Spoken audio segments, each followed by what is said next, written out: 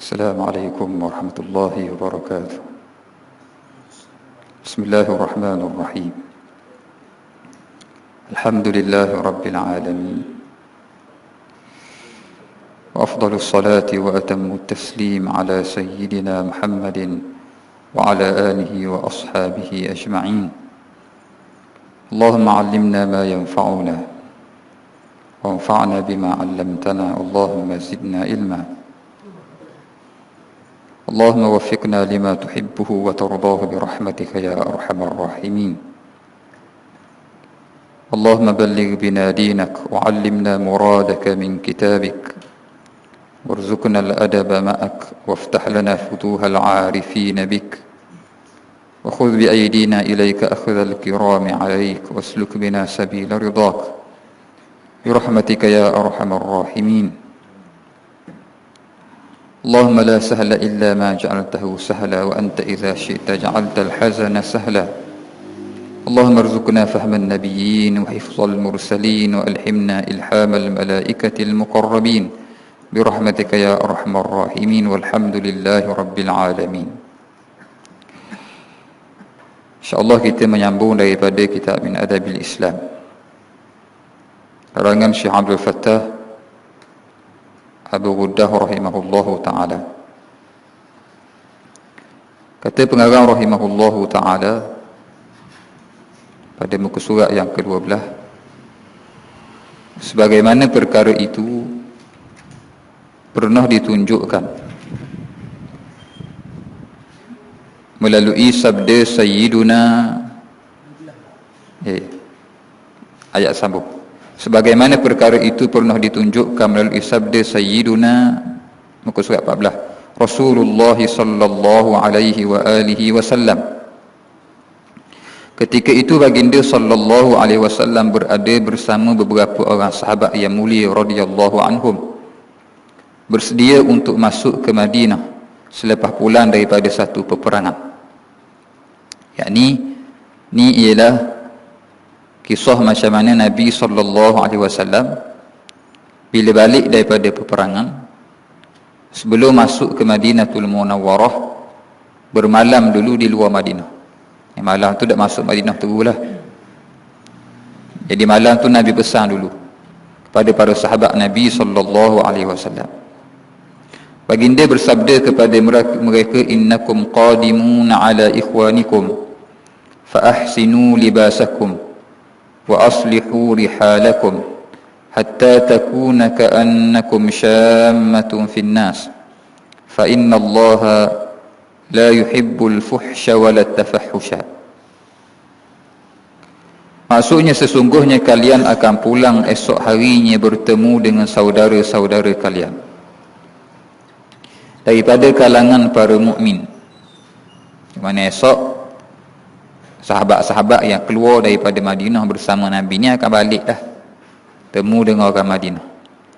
Maka Nabi kata, percantikkanlah pakaian kalian dan perelokkanlah kembali pelana tempat duduk bagi kenderaan-kenderaan yang menjadi tunggangan kalian, sehinggalah kalian menjadi seumpama tahi lalat pada manusia. Sesungguhnya Allah itu tidak suka kepada sesuatu yang buruk dan keji, dan juga tidak sukakan kesengajaan seseorang melakukan perkara yang buruk dan keji. Hadis ini diriwayatkan oleh Al-Imam Abu Daud dan Al-Imam Ahmad dan Al-Imam Al-Hakim dalam kitab Al-Mustadrak rahimahumullah, daripada Sayyiduna Sahlu bin Hanzaliyah radhiyallahu ta'ala anhu. Hadis ini menyimpulkan apa yang dibahaskan dalam tajuk dan topik yang terdahulu perbahasan, iaitu macam mana Nabi SAW minta daripada sahabat Nabi SAW, sebab lama dah balik kampung ni, maka bila balik, maka tunjukkan pada ahli keluarga dan orang kampung dengan pakaian yang baik. Bahkan Nabi suruh kemah biar comel kenderaan yang mereka naik. Maka ini petunjuk bahawa Islam merupakan agama yang cakna kepada kecantikan. Islam suruh kita jadi comel, pakaian comel, jaga molek-molek. Maka sepatutnya, muka surat 18, maka sepatutnya bagi seseorang Muslim itu dikenali bahawa dia adalah seorang Muslim daripada cantik pakaiannya. Dengan makna orang Islam ni biar orang kenal dia comel pada pakaiannya, sepadan serta bersesuaian dengan penampilan. Pakai pula biar sepadan, biar matching pakaiannya dan kemas perwatakannya. Sesungguhnya Allah Ta'ala sahaja yang memberi petunjuk ke arah jalan yang lurus. Ini ialah pengenalan bagi adab, bagi tajuk kita ini min adabil Islam, yakni sebelum bicara tentang adab, Syekh Abdul Fattah Abu Ghuddah terlebih dahulu sebut dan cerita pada kita kenapa kepentingan untuk kita menjaga adab-adab seumpama ini. Masuk kepada tajuk kitab. Adab yang pertama, adab masuk dan keluar dari rumah dengan penuh bersopan. Ini adab pertama.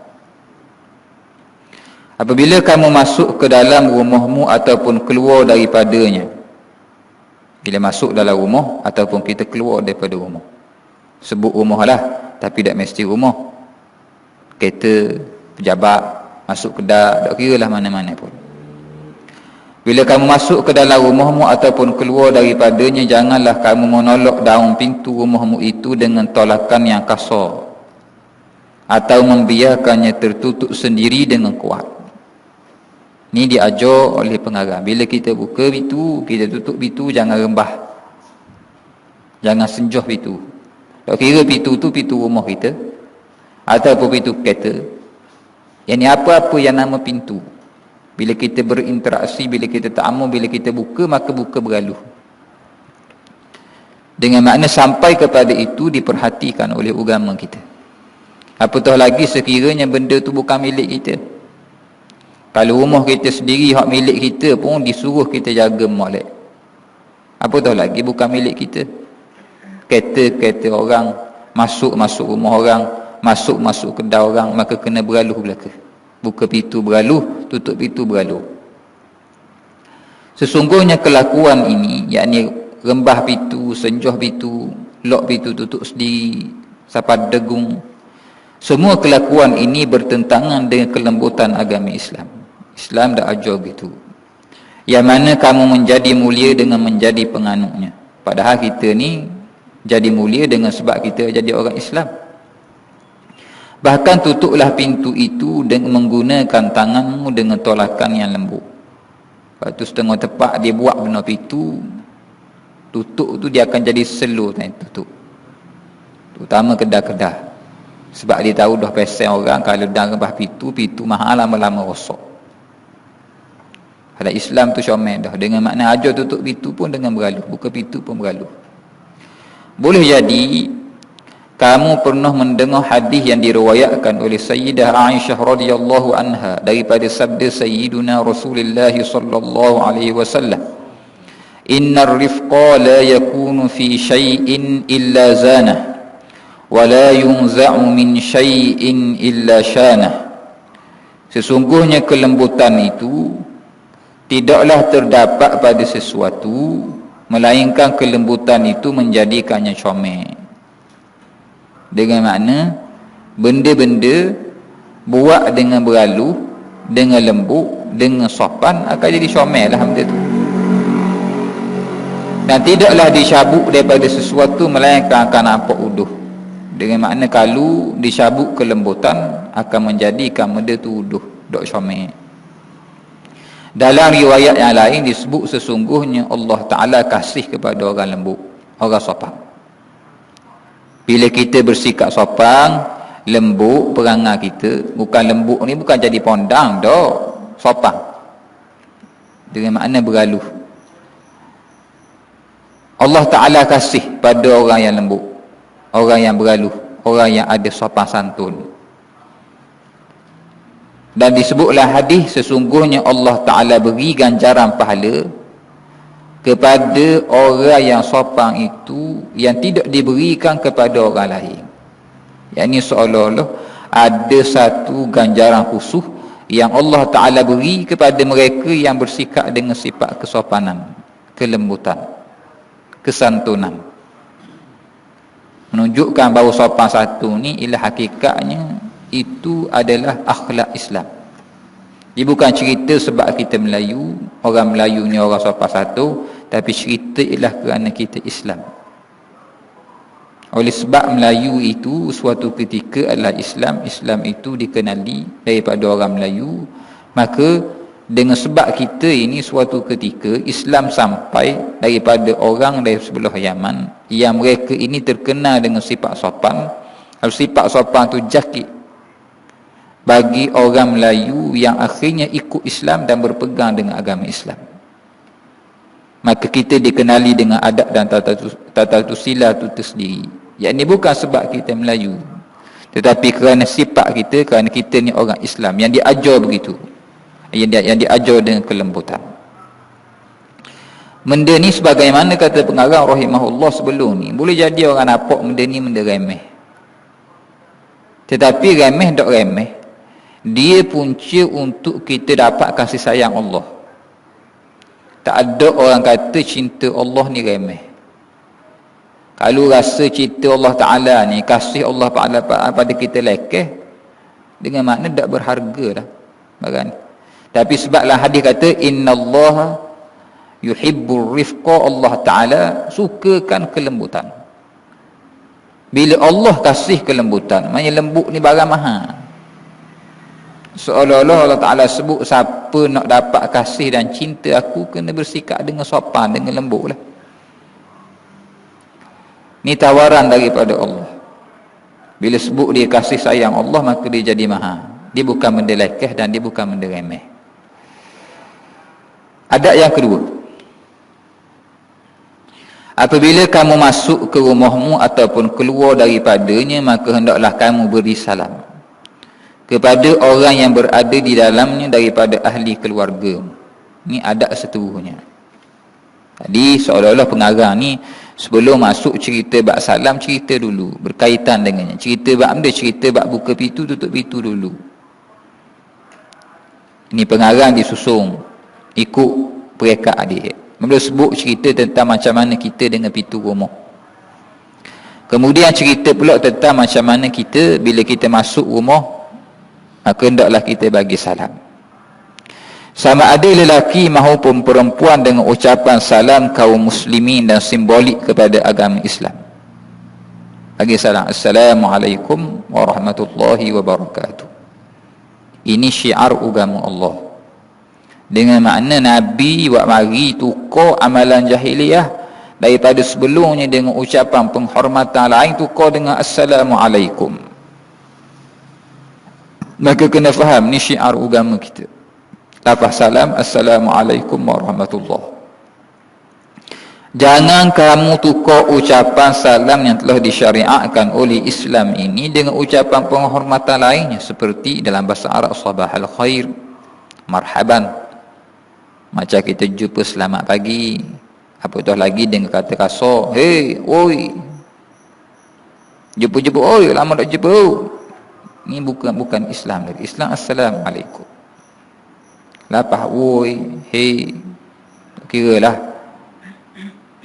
sebut apa pun biasa. Ustaz orang muda, dia bukan masalah orang muda, kita orang Islam, itu saja.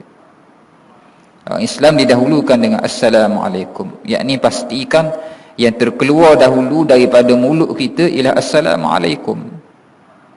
Lepas tu tak apalah nak ucap benda pun. Atau selain daripada kedua-duanya, yakni jangan tukarlah dengan apa-apa panggilan, dengan apa-apa selain daripada Assalamualaikum. Sama juga kita telefon orang, maka didahulukan dengan Assalamualaikum sebelum hello. Bukan hello dulu. Kalau hello dulu, komang Assalamualaikum, Assalamualaikum, jadi duduk belakang. Dah lah hello, lepas tu Assalamualaikum pula, jadi teruk lagi. Dengan makna mula-mula akak telefon Assalamualaikum. Maka ini adab kita orang Islam. Hal demikian kerana sesungguhnya perbuatanmu menukarkannya kepada ucapan lain itu merupakan satu langkah mematikan pengamalannya. Jadi kalau kita tak bagi salam, lama-lama salam ni jadi kau tak laku sama, kau orang tinggal sama. Macam kita perasan daripada kita cakap telefon lah. Buktinya ialah orang jarang siapa payah nak jumpa orang bagi Assalamualaikum. Tiba-tiba kita dengar orang angkat telefon, hello. Orang ni angkat telefon, hello. Orang ni angkat telefon, hello. Orang ni angkat telefon, hello. Lama-lama jadi jakit hello belaka. Assalamualaikum tu ditinggalkan. Lama-lama generasi kau baru, kau orang tinggal Assalamualaikum.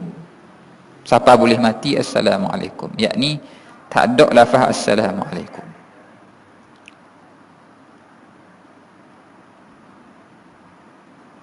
Macam kita masuk, biasa saya minyak, kita masuk Petronas ke apa akan kita masuk, apa dia akan siapa kita.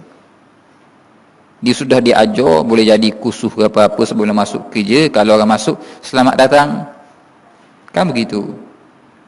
Yang ini tidak ajar dalam satu kursus itu, kalau kita orang masuk tu orang Islam, Assalamualaikum, tidak diajar begitu.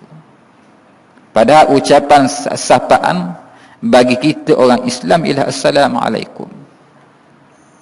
Dan awak guana, bos suruh selamat datang. Tiap-tiap orang masuk, selamat datang, selamat datang, selamat datang. Kalau dakwah tu jawapannya dia memang kena marah dia bos. Kena selamat datang. Tetapi tidak ada satu penekanan dan penerapan bagi orang bekerja itu ditukar sekiranya sesama Muslim untuk kita ucapkan Assalamualaikum. Sekalipun saya minyak tokel orang Islam, hak kerja orang Islam, hak masuk orang Islam, tapi tidak disapa dengan Assalamualaikum. Tapi disapa dengan selamat datang. Okey, cerita tu kita tak ambil konsep orang. Walaupun kita kena konsep juga. Kita sendiri. Bila dia kata selamat datang, kita jawab Assalamualaikum. Itu saja. Selamat datang, kita Assalamualaikum. Kali dia jawab, dok jawab. Gitu, ada macam kita sebut dok jawab dosa. Nah, gagu-gagu tu. Tapi lah dia jawab, dia sebut selamat datang, kita jangan awak dok tahu pula. Kita masuk saya minyak, dia selamat datang kita. Kita masuk ke tempat dia.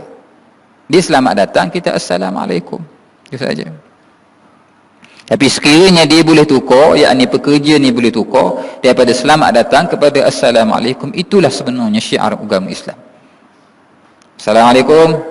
Assalamualaikum. Kerana ada pahala yang Allah Ta'ala beri daripada ucapan salam yang kita beri. Assalamualaikum, Assalamualaikum warahmatullahi, Assalamualaikum warahmatullahi wabarakatuh. Tiap-tiap ucapan kita itu ada pahala di sisi Allah. Sekalipun ucapan salam itu sunat.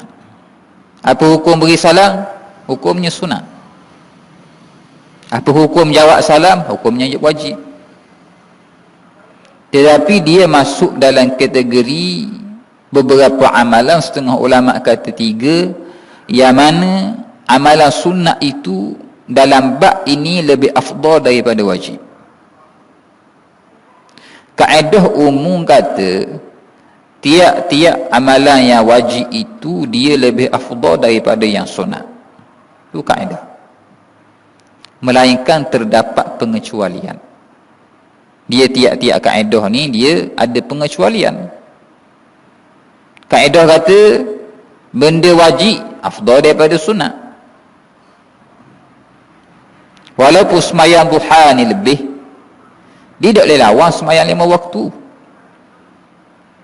Walaupun semayang hajat ni bagus, tapi tak boleh lawan semayang 5 waktu. Tapi orang kita kalau semayang hajat dia khusyuk pelik. Apa nak minta dengan Tuhan? Sebelum dia main hajat, dia main isyak. Isyak tu benda wajib. Masa dia main isyak dia tak minta dengan Allah Ta'ala, boleh juga. Tapi khususnya nak minta main hajat lagi. Akhir main isyak cambar, ajak khusyuk molek. Mari mana ajak jadi khusyuk, main isyak jadi tak khusyuk, mari mana? Isyak bersungguh, isyak tak bersungguh, lepas tu main hajat jadi bersungguh. Mana pergi situ? Dia tetap yang wajib ni, hak wajib atas kita tu lebih afdal. Hak ni hak utama kita jaga isyak tadi. Kita nak minta ajak lepas isyak, isyak tu kena jaga dulu. Sebab hak ni hak wajib atas kita. Bukan suruh ajak tu kat main ajak awak bodoh-bodoh je bukan gitu.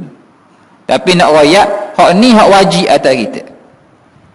Mana boleh amalan wajib nak lawan sunat, tak boleh. Ni wajib atas kita. Kalau kita nak jaga sembahyang duha sekalipun, subuh kena jaga dulu. Sebab subuh ni fardu ain. Duha ni bukan fardu ain. Dia memang fadilat dia besar. Kita bukan cerita bab fadilat, tapi cerita tentang apa kedudukan antara wajib dan sunat. Wajib tetap wajib, dengan makna itu tetap kewajipan yang dia pasti lebih utama daripada yang sunat. Kecuali dalam beberapa perkara, antaranya ialah bagi salam. Apa hukum bagi salam? Sunat. Apa hukum jawab salam? Wajib. Tetapi dalam masalah ini, sunat itu lebih utama daripada wajib. Yakni beri salam tu lebih utama daripada jawab salam. Padahal beri salam sunat, jawab salam tu wajib. Sekalipun beri salam tu sunat, jawab tu wajib, dalam masalah ni beri salam lebih utama daripada jawab salam. Dia tak banyak. Dia ada 3 pengecualian saja sekata sebahagian ulama. Antara lain kata para ulama dalam masalah hutang. Kalau kita orang beri hutang, contoh, ataupun kita beri hutang pada orang, hutang ini dalam Islam dia bab ihsan je. Dia bukan nega dengan hutang ni. Kita tak nega dengan hutang. Kita beri hutang ke orang ni atas dasar ihsan. Dia susah, kita senang. Ni kita ambil cerita ni, orang berhutang hak khianat ke orang tu ni, ada juga dia berhutang lepas tu dia khianat ke sayang dia. Hidup dia senang-senang, hutang tak raya. Tu dia dengan Allah Ta'ala, dia dengan orang dia berhutang. Tapi cerita masalah dia berhutang dengan orang, kita beri hutang ke orang. Bila kita beri Allah Ta'ala, kita senang sikit. Ada kawan kita, kita tahu dia susah sungguh, dia berhajat pada duit, dia pinjam, dia janji tak apalah, minggu depan kita bayar, minggu depan insya-Allah boleh duit bayar, dia kata. Sampai minggu depan dia tak boleh bayar, bukan sengeleng, tak, memang tak boleh bayar sungguh. Duit yang dia sangka dapat tak dapat untuk bayar balik hutang kita. Maka dalam Quran kata fanadhiratun ila maisarah, maka bagi tangguh. Maka jangan tekan dia, wajib kita bagi tangguh pada dia. Kita tak masalah, kita senang, kita ada belanja kita lagi, dia susah sungguh dan dia desak sungguh, maka wajib kita bagi tangguh. Kita tahu dia ni memang susah sungguh-sungguh, dia bukan orang senang, memang susah sungguh-sungguh, maka kita wajib bagi tangguh. Tapi sunat kita halalkan hutang, sunat. Dah tak apa lah, bukan banyak nak mau pinjam RM100, tak apalah 100 kira halal lah. Ni mu sekali ni baru pinjam aku, kali 15 kali dah 100, sama 1,500 dah ada nak halal gua ni. Ni sekali ni baru pinjam, tak apalah, kira 100 ni aku halal. Sunat kita halal bagi orang yang payah seumpama itu. Tapi dalam masalah ini, sunat lebih utama daripada wajib. Walaupun menghalalkan tu sunat, kita bagi tangguh tu wajib, tapi tetap kata para ulama, menghalalkan tu jadi lebih afdal daripada kita bagi tangguh. Sebab apa? Kalau kita bagi tangguh, dia kena bayar juga, tapi akan datang bayar. Ada PT, tak apa bayar sikit-sikit pun, RM2 sehari, RM5 sehari, RM5 seminggu pun bayar sampai habis RM100. Dengan makna dia tetap kena usaha untuk bagi bayar pada kita. Tapi orang mudah kerja dia tak sakit kepala, kita halal, tak apalah, sikit-sikit itu tak apalah. Maka itu lebih afdal, sekalipun hukumnya sunat saja. Maka ni disebut oleh para ulama pengecualian. dalam beberapa bab yang mana sunat itu lebih afdal daripada wajib. Tetapi dalam semua masalah lainnya tetap dikatakan bahawa kaedahnya yang wajib lebih utama daripada yang sunat.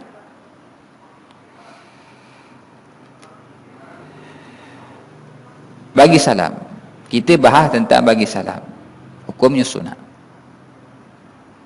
Sekalipun dia sunat, dia merupakan amalan yang utama. Sebab tu diberi pencaknaan. Sedangkan salam itu merupakan syiar agama Islam dan menjadi lambang para Muslim yang telah diberikan garis panduan oleh Rasulullah sallallahu alaihi wasallam kepada mereka dengan ucapan maupun perbuatan baginda sallallahu alaihi wasallam itu sendiri. Nabi buat dan Nabi ajar. Nabi sendiri tunjuk contoh. Sekalipun begitu, sekalipun bagi salam ni sunat, tapi bukan bagi salam dalam semua keadaan. Kadang-kadang jadi makruh. Orang tengah ngajar kita bagi salam. Masuk-masuk surau, Assalamualaikum. Orang tengah ngajar ni. Apa hukum kita bagi salam? Sedangkan kuliah sedang berjalan, hukumnya makruh. Hukumnya makruh. Dengan makna, bila kita masuk, kuliah telah berjalan, ustaz ngajar dah, kita masuk duduk saja. Dah boleh ustaz masuk kena bagi salam dulu, tengoklah keadaannya. Bukan semua tempat disunatkan bagi salam, bahkan hukumnya makruh bila kita ganggu perjalanan majlis. Apatah lagi baginda sallallahu alaihi wasallam pernah mengajarkannya kepada khadam baginda yang agung, iaitu Sayyiduna Anas radhiyallahu anhu. Sayyiduna Anas radhiyallahu anhu pernah berkata, Rasulullah sallallahu alaihi wasallam pernah bersabda kepada saya, "Ya bunayya idza dakhalta ala ahlika fasallim yakunu barakatan 'alaika wa 'ala ahlika," rawahu Tirmizi. Maksudnya, wahai anak kesayanganku, apabila kamu masuk untuk bertemu ahli keluargamu, maka hendaklah engkau memberi salam.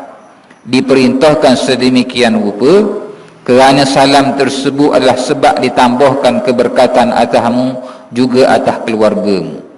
Maka hadis mengisyaratkan tentang bagi salam itu ada barakah. Dengan makna kita nak berkat bagi diri kita, nak berkat bagi keluarga, bila masuk rumah bagi salam. Kerana bagi salam mendatangkan keberkatan. Dengan maksud kalau kita masuk rumah ada ahli keluarga yang upaya jawab, maka kita bagi salam, Assalamualaikum. Sebab apa Nabi kata tu barakah bagi ahli keluarga. Kalau kita masuk rumah tak ada orang, maka kita bagi salam juga, Assalamu alayna wa ala ibadillahis salihin. Kalau rumah kita baru masuk, kalau masuk ada ahli penghuni, Assalamualaikum warahmatullahi, kerana itu barakah. Kerana assalam itu ialah satu janji keselamatan. Bahkan Allah Ta'ala jadikan syiar penghormatan yang kita bagi sama-sama kita ni, sapaan kita dengan salah satu daripada nama Allah, Assalam. Ni nama Allah Ta'ala ni Assalam ni. Maka dia ni kurnia Allah yang sangat agung. Seolah-olah bila kita bagi salam masuk dalam rumah, kita janji pada ahli keluarga kita bahawa kita akan duduk dalam rumah ini dalam keadaan suasana yang baik, ceria, tak ada balah. Assalam dengan makna salam sejahtera ke atas kamu semua. Maka bukan masuk dalam rumah dalam keadaan kita buat perangai dok comel ataupun kita menyakiti ahli keluarga, sedangkan kita bagi salam, Assalamualaikum. Jadi sebalik salam itu ada maksud yang dikehendaki. Sebab tu jadilah barakah. Kata para ulama, punca rumah tangga hari ini hilang barakah, di antaranya ialah sebab meninggalkan salam. Masing-masing ada kunci masing-masing. Aku nak masuk, aku bukalah kunci, mudah ayah buka ke dalam. Maka masuk, pakai masuk bodoh gitu saja. Lepas tu lagi masuk rembah tu, rembah ni. atau tidur saja, padahal ada orang dalam rumah. Maka ni bukan daripada adab Islam. Sekalipun kita pemegang kunci, yang kita boleh masuk sendiri dalam rumah, tetap kena ada adabnya. Bahkan akan datang disebut adab bila kita balik ke rumah. Berkata Sayyiduna Qatadah rahimahullah, salah seorang daripada tabi'in yang mulia, apabila kamu ingin masuk ke rumahmu, berilah salam terlebih dahulu buat keluargamu. Daripada kalangan orang-orang yang kamu beri salam kepada mereka, ahli keluargamu adalah orang yang paling berhak menerimanya. Ialah orang yang patut dapat layanan paling baik ialah ahli keluarga kita lah. Jangan baik dengan orang luar saja. Orang luar cakap beralu, tadi minum kedai kopi gurau dengan kau sayang-sayang puas hati, balik dalam rumah je kau habis orang dalam rumah. Padahal orang yang paling berhak untuk dapat layanan yang baik ialah ahli keluarga terlebih dahulu. Nak gurau dengan ahli keluarga, nak suka-suka dengan ahli keluarga dulu. Kalau nak bekeng, orang luar lebih aula bekeng. Tapi kita kadang-kadang jadi terbalik dalam masyarakat. Sayyiduna Abu Hurairah radhiyallahu anhu juga pernah berkata, Rasulullah sallallahu alaihi wa alihi wasallam pernah bersabda, "Idzan taha ahadukum ila al-majlisi falyusallim, fa idza arada an yakuma falyusallim falaysatil ula bi ahaqqa min al-akhirah." Rawahu Tirmizi. Apabila salah seorang daripada kalian sampai ke suatu majlis, maka berikanlah salam. Apabila dia mahu bangun, maka berikanlah salam juga. Bukanlah salam yang pertama itu yang diberikan apabila sampai ke majlis itu lebih utama daripada salam yang kedua apabila mahu pulang. Kita nak bangun, sapa rumah, kita nak balik, bagi salam, itu saja. Dengan makna pedomannya, kita sapa rumah, kita bagi salam. Kita nak berangkat keluar daripada rumah, kita bagi salam, itu saja. Kita balik, nak balik, biasa orang kita ucap dia, bye lah tak? Bye, bye. Kata guru kami bahawa kena tukar bye itu dengan Assalamualaikum, dan dahulukan Assalamualaikum sebelum bye. Assalamualaikum, bye.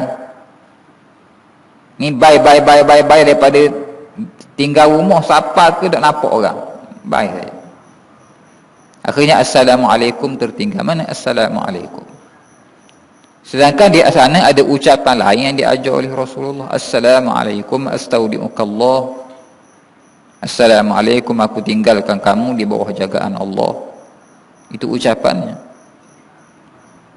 Yakni perjalanan ahli keluarga kita nak selamat, maka kita kena ucap Assalamualaikum. Bukan semata-mata bye saja. Bye itu sekiranya nak sebut, kata guru kami, dikemudiankan. Lepas itulah Assalamualaikum dulu.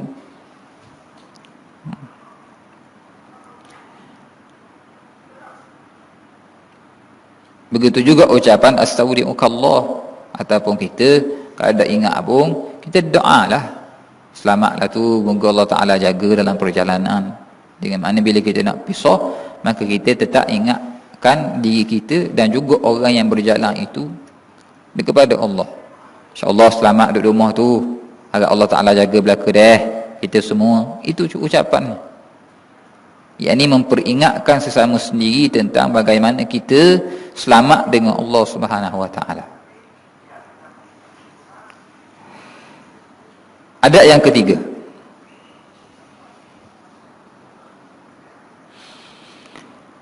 apabila kamu ingin memasuki rumahmu, maka hendaklah kamu melakukan sesuatu untuk membuatkan orang yang berada di dalamnya perasan dan tersedar bahawa kamu hendak masuk sebelum kamu sampai kepada mereka. Tujuannya supaya mereka tidak terkejut dengan kemunculanmu secara tiba-tiba, atau supaya kamu tidak menjadi seperti seseorang yang meragui kejujuran ahli keluarganya, yang mengintik secara senyap-senyap kelakuan mereka. Ini Nabi ajar kita. Bila kita nak balik rumah ahli keluarga kita, selagi mana boleh terutamanya kalau kita balik daripada jauh, untuk kita maklumkan terlebih dahulu pada ahli keluarga. Jangan balik secara mengejut, kerana mengejut itu menakutkan.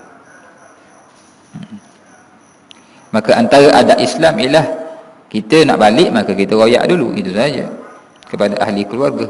Sayyidina Abu Ubaidah Amir bin Abdullah bin Mas'ud radhiyallahu anhu pernah berkata, adalah ayahku Sayyidina Abdullah bin Mas'ud radhiyallahu anhu apabila masuk ke rumah, beliau terlebih dahulu meminta keizinan. Apa maksud minta izin sini? Iaitu beliau melakukan sesuatu yang menyedarkan ahli rumah itu tentang kedatangannya, yang menunjukkan tanda izin dahulu sebelum masuk.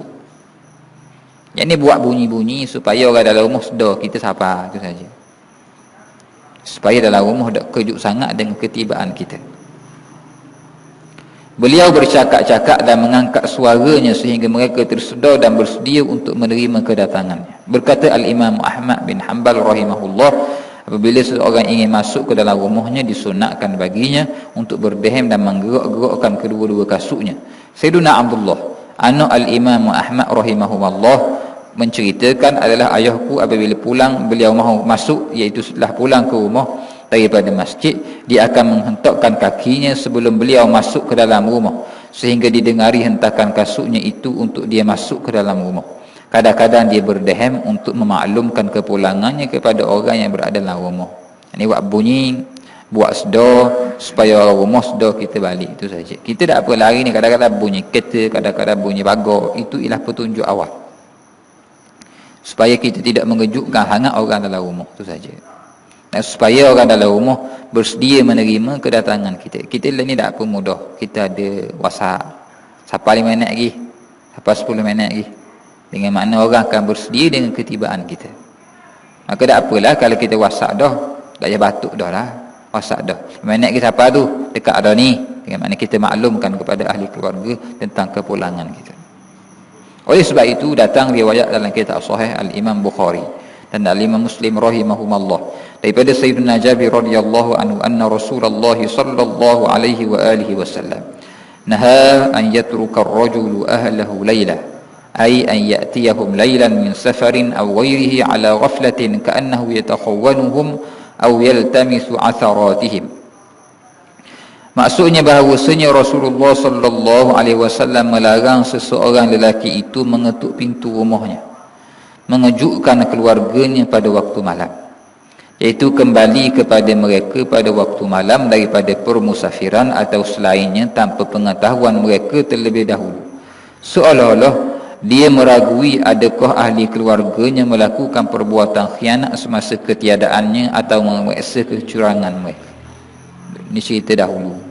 Nabi tak benar, Nabi larang sahabat balik tengah malam buta. Tapi kita ini macam kita sebutlah, kita mudah. Kalau kita balik lewat, kita boleh pesan lalu pada ahli keluarga, hari ni balik sampai pukul 2 pagi hari ni, tolong lewat, tu tak ada masalah lah. Ni cerita dulu.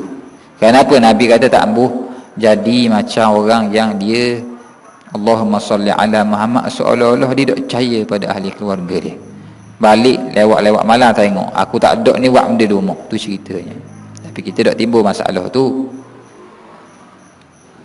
Adab meminta izin bagi seseorang yang mahu masuk ke bilik ahli keluarganya sekalipun dalam rumahnya. Sekiranya sebahagian ahli keluargamu sedang berada dalam biliknya di rumahmu sedangkan kamu mahu masuk bertemunya, maka mintalah izin terlebih dahulu untuk masuk. Tujuannya supaya kamu tidak melihatnya dalam keadaan yang tidak disukainya, atau kamu sendiri tidak suka melihatnya berkeadaan begitu.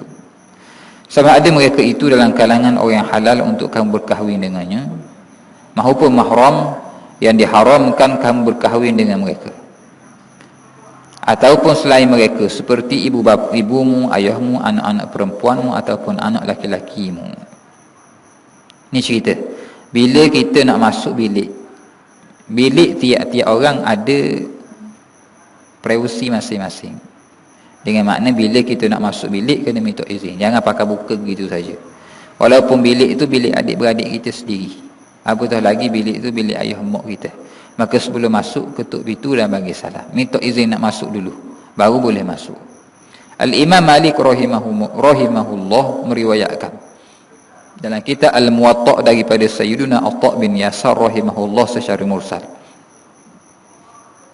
anna rajulan sa'ala Rasulullah sallallahu alaihi wasallam faqala أستأذن على أمي فقال نعم فقال الرجل إني معها في البيت فقال رسول الله صلى الله عليه وسلم استأذن عليها فقال الرجل إني خادمها فقال رسول الله صلى الله عليه وآله وسلم استأذن عليها أتحب أن تراها عريانة قال لا قال فأستأذن عليها.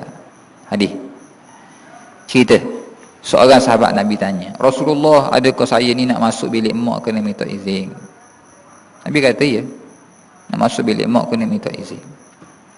Sahabat ni rasa tak puas hati sebab dia merasakan bahawa dia dengan mak dia ni kerana sentiasa kena masuk keluar bilik sama, tidak perlu minta izin. Maka dia minta penjelasan daripada Rasulullah. Katanya, aku duduk dengan mak saja dalam rumah. Inni ma'ha fil bait. Sesungguhnya aku tak ada orang lain, duduk dengan mak je, dua orang dalam rumah. Nabi kata, ya, duduk dua orang pun tetap kena minta izin. Nabi kata minta izin lah. Istazin alaiha. Walaupun duduk dua orang je dengan mak, minta izin, Nabi kata. Tak puas hati lagi.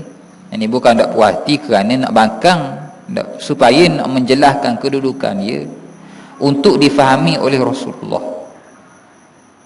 Kerana boleh jadi dengan situasi dan keadaan dia tu ada kelonggaran syarak yang membolehkan dia terus boleh masuk bilik mak dia tanpa izin.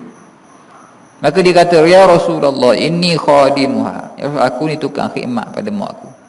Kerana boleh jadi mak dia uzur, kalau ada benda-benda dia masak, ada benda-benda dia akan tolong mak dia urus mak dia, masak ke mak dia, boleh jadi.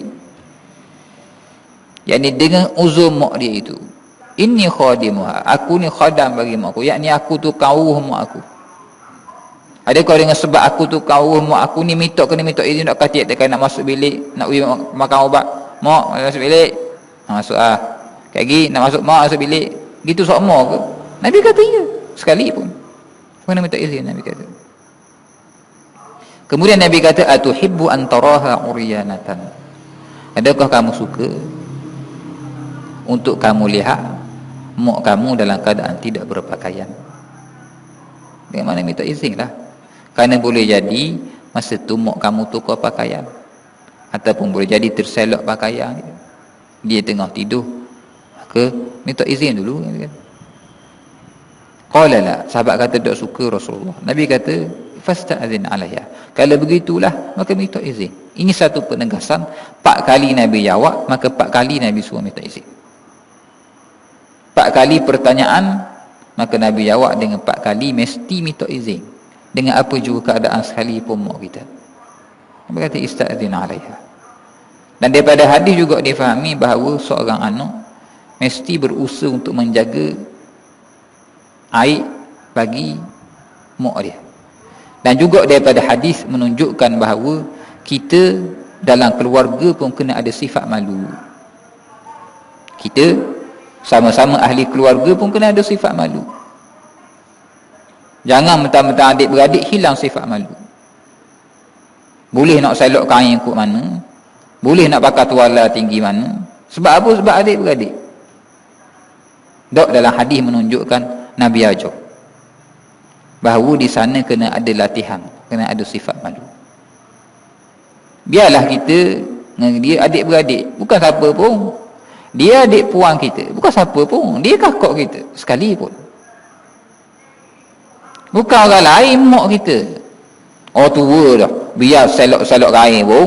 Kalau Nabi kata, atuhibbu an taraha uryanatan, adakah kamu suka untuk tengok dia dalam keadaan telanjang, dalam keadaan tidak berpakaian, dalam keadaan selok kain? Yakni jangan menjadikan benda ni benda biasa. Yang kamu jangan sampai tahap dok hilang rasa malu. Tak apalah, tak ada benda juga, tak kata liur juga, dia kata mak tua dah. Tak, mesti ada sifat malu. Maka Islam ajar sampai begitu, ni adab. Dengan makna sifat malu sekalipun pada mak, sekalipun mak telah tua, sekalipun mak telah uzur, tetap ada batas yang perlu dijaga. Sehingga sahabat kata, la, dok Rasulullah, aku bukan gitu Rasulullah. Tapi tanya ni betul-betul kerana nak dapat penjelasan. Nabi kata kalau gitu fasta'zin 'alaiha, mu tetap kena minta izin dengan mak kamu untuk masuk bilik dia. Maka kita jangan buat mudah-mudah lambat ni. Datang seorang laki-laki bertemu Sayyidina Abdullah bin Mas'ud radhiyallahu anhu. Lalu dia bertanya, adakah saya perlu minta izin untuk masuk ke bilik ibuku? Beliau menjawab kepadanya, bukanlah semua keadaan ibumu itu kamu suka melihatnya. Lah kena minta izin lah. Sebab apa? Boleh jadi mak kita tak duduk dalam keadaan yang tidak patut kita tengok di dalam keadaan begitu. Maka kena minta izin. Sayyidah Zainab isteri kepada Sayyidina Abdullah bin Mas'ud radhiyallahu anhu berkata, Allah Sayyidina Abdullah bila pulang daripada sebarang urusan dan beliau sampai di muka pintu, beliau akan berdehem kerana beliau tidak suka terus masuk secara mengejut ke dalam rumah melihat kami dalam keadaan yang tidak disukai. Seolah-olah sahabat ni ada disiplin dia tersendiri. Bila balik rumah, ahli keluarga dalam rumah macam mana? Dengan makna ada keadaan yang dalam rumah ni kena bersedia dengan keluarga yang balik daripada dalam. Dengan makna isteri macam mana bersedia untuk terima dan sambut suami daripada luar. Maka seolah-olah isyarat ini, begitulah interaksi dahulu sahabat dengan ahli keluarga. Balik kira-kira doklah isteri ni lah keadaan yang kita tengok Allah geram molek.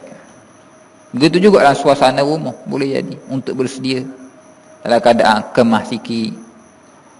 Tahu dah suami ni tak boleh, kalau sepoh-sepoh maka balik kemah-kemah sikit. Itulah maksudnya. Maka itu interaksi antara suami isteri dalam rumah.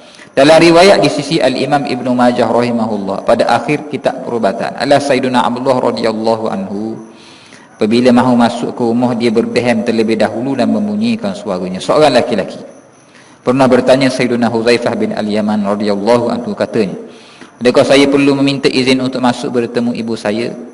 Beliau menjawab kepadanya, ya, sekiranya kamu tidak meminta izin terlebih dahulu untuk masuk bertemu ni, nescaya kamu akan melihat perkara yang kamu tidak disukainya. Didatangkan banyak cerita untuk menguatkan lagi kepentingan untuk kita minta izin sekali pun masuk dalam bilik ahli keluarga kita. Berkata seorang tabi'in, anak kepada seorang sahabat, Sayyidina Musa bin Talha bin Ubaidillah radhiyallahu anhu. Ni cara pengarang nak memperkenalkan kita kepada sahabat Nabi SAW. Kerana boleh jadi kita tak kenal kalau sebut nama saja pun. Musa bin Talha bin Ubaidillah radhiyallahu anhu. Yakni dia ni tabi'in dan ayah dia Talha itu merupakan seorang sahabat Nabi SAW. Saya ingin masuk bertemu ibu bersama ayah saya. Tengok, dia nak masuk jumpa mak dia, betulan ayah dia pun masuk sekali. Dia pun pakai ikut belakang saja dah. Nak masuk jumpa mak. Ayah saya masuk dahulu, saya pun mengikutnya daripada belakang. Lantas beliau berpaling dan menolak dada saya sehingga duduk terjatuh atas latah. Bila dia masuk, ayah dia tengok, ngekor gitu saja. Ayah dia pun tolak. Tolak sehingga ke bawah atas latah. Terduduk atas latah. Sebab apa? Bahkan nak masuk tanpa minta izin dulu. Nabi kata, lalu ayah dia pun bertanya, adakah kamu mahu masuk begitu saja tanpa minta izin terlebih dahulu? Nak masuk begitu je ke? Bilik ayah, bilik mak. Ayah apalah bilik ayah dengan mak, tapi mu ni nak masuk begitu saja. Dengan makna dia ajar pada anak dengan tegah. Siapa tolak anak jatuh atas latah. Nak masuk bilik ayah, bilik mak kena minta izin dulu. Tak boleh pakai ikut begitu saja. Itu adanya. Apatah lagi bukan bilik kita. Apatah lagi bilik ahli keluarga kita yang berlainan jantina, maka kena minta izin molek-molek, bagi salam dan sebagainya. Tak boleh pakai buka tengok begitu lalu, mesti ketuk pintu dulu. Sayyidina Nafi' rahimahullah bekas hamba Sayyidina Abdullah bin Umar radhiyallahu anhuma pernah menjelaskan, adalah Sayyidina Ibnu Umar radhiyallahu anhuma sebahagian daripada anaknya telah bermimpi, iaitu sampai umur remaja beliau mengasingkan anaknya itu, iaitu menyediakan buatnya bilik sendiri dan tidak lagi bersama-sama dalam bilik. Ini adat yang selainnya. Dengan makna bila anak kita sampai umur 10 tahun maka kita asingkan bilik. Ni bilik anak umur 7 tahun, ni bilik lelaki, ni bilik puan. Dengan makna tak tidur sekali dah.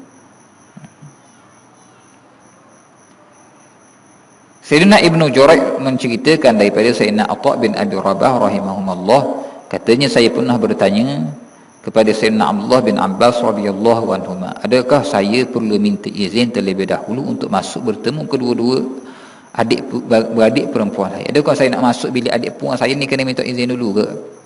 Maka jawab Abdullah ibn Abbas, ya, bilik adik perempuan kena masuk minta izin lah. Saya menjelaskan sesungguhnya mereka berdua berada di bawah tanggungan saya, iaitu berada di rumah saya dan di bawah penjagaan saya. Dia tupang rumah saya, benda-benda saya bagi, makan minum saya cara, rumah saya makan minum dia cara. Adakah saya nak masuk bilik kena minta izin juga ke? Kadang-kadang bila adik-adik beradik ni duduk rumah kita, tu bilik kita juga, kita tak barang kita ada lagi dalam. Kadang-kadang boleh jadi nak masuk ambil barang kita dalam bilik, tapi bilik tu ada adik dalam rumah, dalam bilik tu ada adik. Macam mana adakah kita minta izin dulu? Dalam bilik kita juga. Itu maksud saya, yang mencukupkan keperluan dan mengeluarkan belanja untuk mereka berdua, mana kena minta izin tak? Maka kata Ibn Abbas, adakah kamu suka untuk kamu melihat mereka berdua dalam keadaan tidak berpakaian? Daguannya kalau salah buka pintu tak minta izin, tengok saling baju, tengok saling. Adakah kamu suka gitu? Maka kemudian beliau membaca ayat, wa idza balagal atfalu minkumul hulum falyasta'dinu kama sta'dana alladhina min qablihim. Dan bila kanak-kanak dari kalangan kamu telah balik, maka hendaklah mereka minta izin terlebih dahulu, sama seperti cara orang-orang yang sebelum mereka bila cukup umur minta izin terlebih dahulu.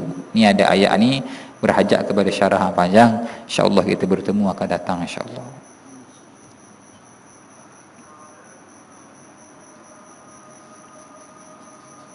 Jadi bulan ni sekali je, tak maaf banyaklah. Kebetulan minggu lepas ada program di pondok, saya pun ikut.